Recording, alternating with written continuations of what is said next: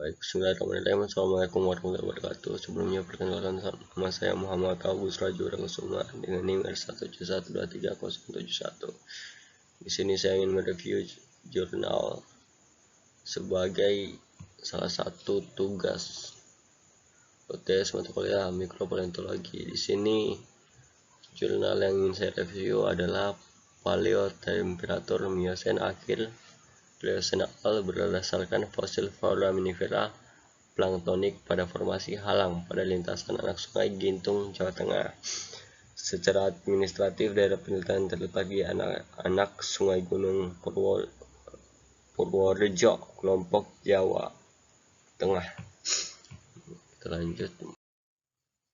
Latar belakang dan tujuan. Mungkin latar belakang dari jurnal ini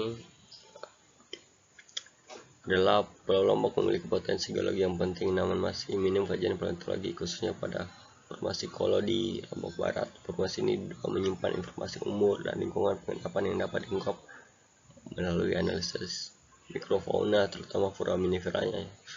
Untuk tujuan penelitiannya untuk mengetahui umur dan lingkungan pengendapan di formasi Kolo berdasarkan identifikasi analisis mikrofauna khususnya foraminifera. Untuk geologi regionalnya, lokasi tersebut atau wilayah tersebut merupakan formasi termasuk dalam formasi Kolo tersusun atas batu lempung pasiran, batu pasir, sama napal, terletak di bagian barat Pulau Lombok di daerah Pusuk Lestari, merupakan bagian dari kompleks busur soda bagian timur yang berkembang akibat subduksi lempeng di Hindia, Australia ke bawah lempeng Eurasia. Struktur geologi di daerah ini didominasi oleh kemiringan dengan lapisan dan adanya sesar yang mendatar. Metode penelitian pengambilan sampel dilakukan pada singgapan di Pusuk Lestari dengan pengambilan 7 sampel batuan. Preparasi fosilnya menggunakan metode perendaman dengan larutan H2O2 dan pencucian saringan 63 mikron.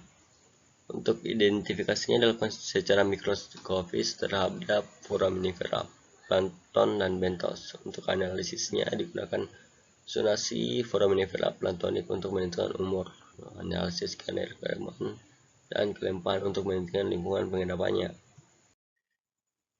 Untuk hasil yang dapat dipaparkan di jurnal ini ditemukan foraminifera planktonik dan bentonik dalam jumlah yang cukup banyak di beberapa sampel. Zona umur dapat diinterpretasikan sebagai N17 sampai N18, yaitu Miocene akhir berdasarkan kehadiran spesies kunci seperti Globorotalia menardi dan lainnya dapat dilihat di sini. Untuk kelempihan foraminiferanya, planktonnya sangat tinggi, menunjukkan lingkungan daerah tersebut merupakan lingkungan pengendapan laut terbuka Neolitik keluar sampai batial atas. Untuk fosil-fosil yang diperoleh dapat dilihat di sini. Foraminifera planktoniknya ada 4 ya, Globorotalia menardi, dan untuk foraminifera yang lainnya juga 4 ya.